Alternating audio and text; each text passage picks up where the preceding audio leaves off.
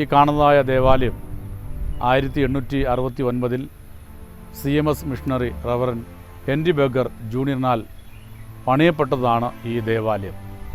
എല്ലാവർക്കും നമസ്കാരം. ഞാൻ സെൻറ്റ് ജോസ് CSI പള്ളിക്കുന്ന് ഇടവക വികാരി റവറൻ ജെയ്സിംഗ് നോർബർട്ട് അച്ഛനാണ് ഈ സംസാരിക്കുന്നത്. പള്ളിയുടെ ഒരു ചെറിയ ചരിത്രം ഇവിടെ പറയുവാനാണ് ഞാൻ ആഗ്രഹിക്കുന്നത്. നമുക്കറിയാം, കേരളത്തിലെ വിദേശ രാജ്യങ്ങളിൽ നിന്ന് 3 മിഷണറി മൂവ്മെൻ്റാണ് കടന്നു വന്നിട്ടുള്ളത്.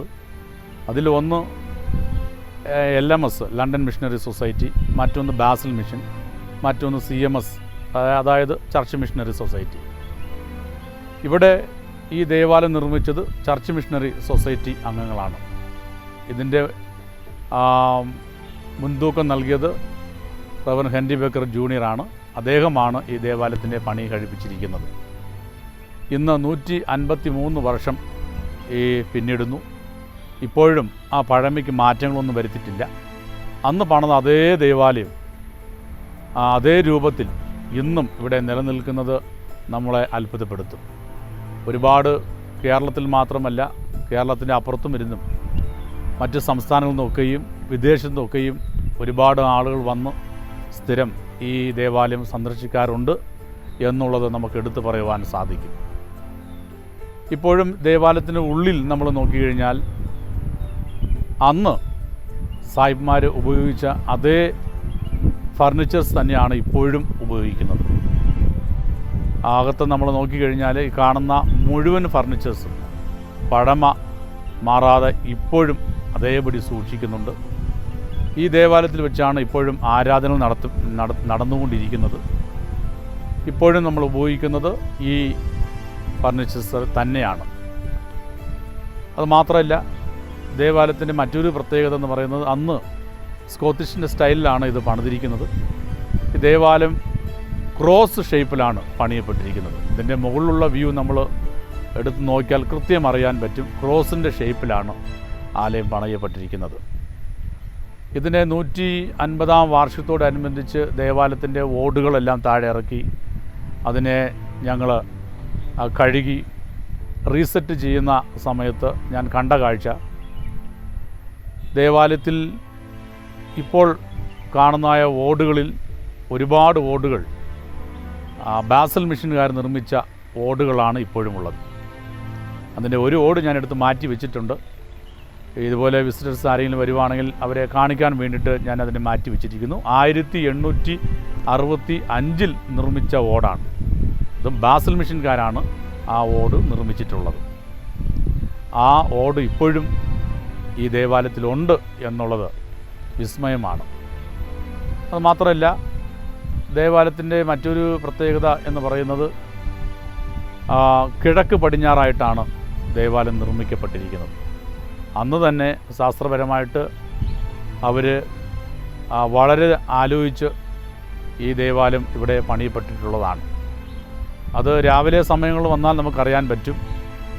കിഴക്ക് ഭാഗത്ത് സൂര്യൻ്റെ പ്രകാശം കൃത്യമായിട്ടും പ്രഭാതത്തിൽ നമ്മൾ കണ്ടാൽ മധുവകയുടെ അകത്തുകൂടി ദേവാലയത്തിനുള്ളിൽ ഈ വെളിച്ചം കടന്നു വരുന്ന ഒരു അനുഭവം നമുക്ക് കാണാൻ കഴിയും.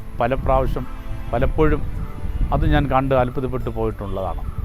കാരണം അത്രയ്ക്കും കൃത്യമായിട്ടാണ് അവർ അതിനെ സ്ഥാപിച്ചിരിക്കുന്നത്.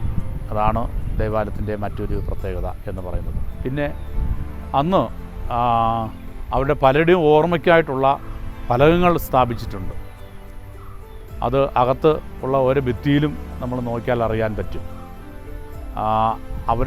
അവർക്കായിട്ട് സപ്പോർട്ട് ചെയ്തിട്ടുള്ളതായ ആളുകൾ, മരണപ്പെട്ടു പോയ ആളുകൾ, അങ്ങനെ അവിടെ ഓർമ്മയ്ക്കായിട്ടൊക്കെയും ഫലകങ്ങൾ സ്ഥാപിച്ചിട്ടുണ്ട് എന്നും നമുക്കെടുത്ത് പറയുവാൻ കഴിയും. അതുമാത്രമല്ല, ദേവാലയത്തിൻ്റെ പരിസരത്തിലേക്ക് നമ്മൾ വന്നു കഴിഞ്ഞാൽ സെമിട്രി അതിന് ഒരുപാട് പ്രാധാന്യമുണ്ട്. 36 കല്ലറകളുണ്ട്, എന്നാൽ 37 പേരെ അടക്കിയിട്ടുണ്ട്. ഈ 37 എന്നുള്ള കണക്ക് വരാനുള്ള കാരണം ഒരു കല്ലറയിൽ രണ്ട് പേരെ അടക്കിയിട്ടുണ്ട് എന്നുള്ളതാണ്. അത് 2 പേരും ട്വിൻസാണ്, 2 കുട്ടികളാണ്. 4 മാസം പ്രായമുള്ള 2 കുഞ്ഞുങ്ങളാണ് ഒരു കല്ലറയിൽ അടക്കിയിട്ടുള്ളത്. അതുകൊണ്ടാണ് 36 കല്ലറയും പിന്നെ 37 പേരെ അടക്കിയിട്ടുള്ള എന്നുള്ളൊരു കണക്ക് വരാനിടയായത്. അതുമാത്രമല്ല, സെമിട്രിയുടെ മറ്റൊരു പ്രത്യേകത എന്ന് പറയുന്നത് ഒരു കുതിരയെ അടക്കിയിട്ടുണ്ട് എന്നുള്ളതാണ്. മൃഗങ്ങളെ സാധാരണമായിട്ട് കല്ലറിൽ അടക്കാറില്ല. എന്നാൽ ഇവിടെ ഒരു കുതിരയെ അടക്കിയിട്ടുണ്ട് എന്നുള്ളത് ഒരു കൗതുകമാണ്. അത് നമ്മളെ അത്ഭുതപ്പെടുത്തും. പലരും ഈ വിസിറ്റേഴ്സായിട്ട് കടന്നു വരുന്നതായ ആളുകളൊക്കെയും ഈ കുതിരയുടെ കല്ലറൊന്ന് കാണണം എന്നുള്ള ആഗ്രഹത്തോടു കൂടിയാണ് പലരും വന്ന് ഇവിടെ വിസിറ്റിംഗ് നടത്തി പോകുന്നത്. സാധാരണ ക്രൈസ്തവ വിശ്വാസമനുസരിച്ച് നമ്മളുടെ മനുഷ്യരെ അടക്കം ചെയ്യുന്ന സെമിത്തേരികളിൽ മൃഗങ്ങളെ അടക്കം ചെയ്യാറില്ല. എന്നാൽ ഇവിടെ അതിന് ഘടകവിരുദ്ധമായി കുതിരയെ കൂടെ അടക്കം ചെയ്തിരിക്കുന്നു. കാരണം ഹെൻറി ബേക്കർ ജൂനിയറുടെ മരുമകനായ John Daniel Munro, JD Munro എന്ന് പറയുന്ന അദ്ദേഹത്തിൻ്റെ കുതിരയാണ് അടക്കം ചെയ്തിരിക്കുന്നത്. ഹെൻറി ബേക്കറുടെ മകളായ ഹെൻറിത്തയെ വിവാഹം ചെയ്തിരിക്കുന്നത് ജോൺ ഡാനിയൽ മൺറോയാണ്. ജോൺ ഡാനിയൽ മൺറോ കേണൽ മൺറോയുടെ കൊച്ചുമകനാണ്. കൂടാതെ നമ്മുടെ കേരളത്തിൽ തേയിലക്കൃഷി വാണിജ്യാടിസ്ഥാനത്തിൽ വ്യാപിപ്പിച്ച ആളാണ് JD മൺറോ. സ്പെൻസേഴ്സാണ് ആദ്യം കണ്ണന്തേവൻ മലകളിൽ തേയിലക്കൃഷി തുടങ്ങിയത്. എന്നാൽ വാണിജ്യാടിസ്ഥാനത്തിൽ കൊണ്ടുവന്നിരുന്ന കൃഷി വ്യാപിപ്പിച്ച ആളാണ് JD മൺറോ. അന്ന് ഈ കാലാവസ്ഥയുടെ പ്രശ്നങ്ങൾ, ട്രാൻസ്പോർട്ടേഷൻ്റെ അങ്ങനെ പല പല പ്രശ്നങ്ങളുള്ളത് കൊണ്ട് ഇദ്ദേഹത്തിൻ്റെ സന്തത സഹചാരിയായിരുന്നു ഈ ബ്രൗണി എന്ന് പറയുന്ന ഈ പെൺകുതിര. ഈ കുതിരയും ഈ ജോൺ ഡാനിയൽ മൺറോയും തമ്മിലുള്ള വളരെ അറ്റാച്ച്മെൻറ്റ്. കുതിര ചത്തു കഴിഞ്ഞപ്പോഴത്തേന് അദ്ദേഹത്തിന് വളരെയധികം വിഷമം തോന്നുകയും ഈ കുതിരയെ സെമിത്തേരിയിൽ അടക്കം ചെയ്യണമെന്ന് ആവശ്യപ്പെടുകയും ഇദ്ദേഹം മരിച്ചു കഴിയുമ്പോൾ കുതിരയുടെ അടുത്ത് തന്നെ അദ്ദേഹത്തിനെയും അടക്കം ചെയ്യണമെന്ന് ആവശ്യപ്പെടുകയും ചെയ്തതിൻ്റെ അടിസ്ഥാനത്തിലാണ് രേഖകളിൽ നിന്ന് മനസ്സിലാക്കുന്ന അങ്ങനെയാണ് അദ്ദേഹത്തിൻ്റെ കുതിരയെ അവിടെ കൊണ്ട് ഡൗണിയെ അവിടെ അടക്കം ചെയ്യുകയും JD മൺറോ മരണപ്പെട്ട് കഴിഞ്ഞപ്പോൾ അദ്ദേഹത്തിനെയും ഇതിനോട് അടുത്ത് തന്നെ അടക്കം ചെയ്തിരിക്കുന്നത്.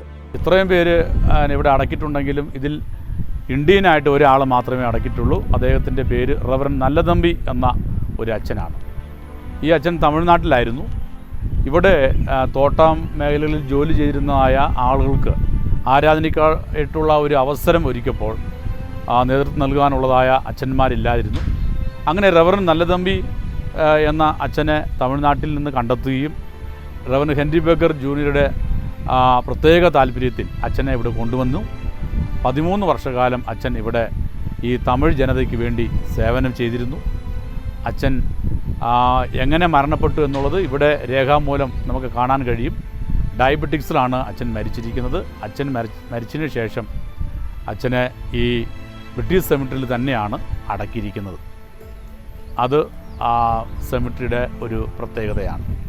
പിന്നെ ഉള്ളത് പ്രായം കുറഞ്ഞ ആളുകളാണ് ഇവിടെ അടക്കിയിരിക്കുന്നത്.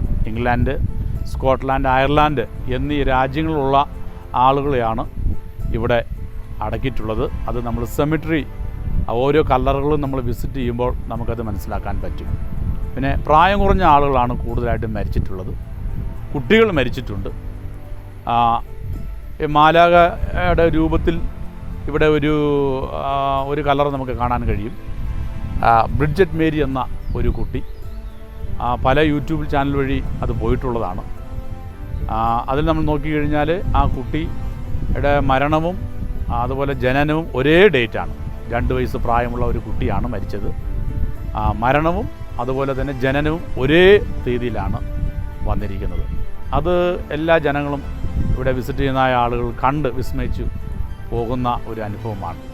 അതാണ് സെമിട്രിയുടെ പ്രത്യേകതകൾ. പിന്നെ ഒരു കാര്യം, അന്ന് സായിപ്പ്മാർ ഉപയോഗിച്ചതായ എല്ലാ രേഖകളും ഇപ്പോഴും പള്ളിയിൽ നമ്മൾ സൂക്ഷിക്കാറുണ്ട്.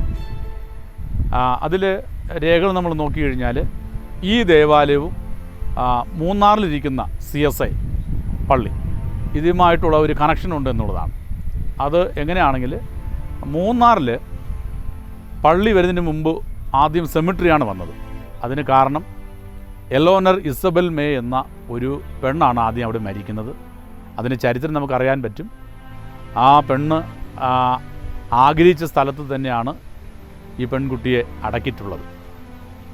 അപ്പോൾ പള്ളി വരുന്നതിന് മുമ്പ് ആ പെൺകുട്ടി അവിടെ മരിക്കുകയും അതിനെ അവിടെ അടക്കിയിരിക്കുന്നു. എന്നാൽ പള്ളി അവിടെ ഇല്ലാത്തതിനാൽ, അതായത് മൂന്നാറിൽ പള്ളി ഇല്ലാത്തതിനാൽ അതിൻ്റെ രേഖകൾ ഈ പള്ളിയിലാണ് സൂക്ഷിച്ചിരിക്കുന്നത്.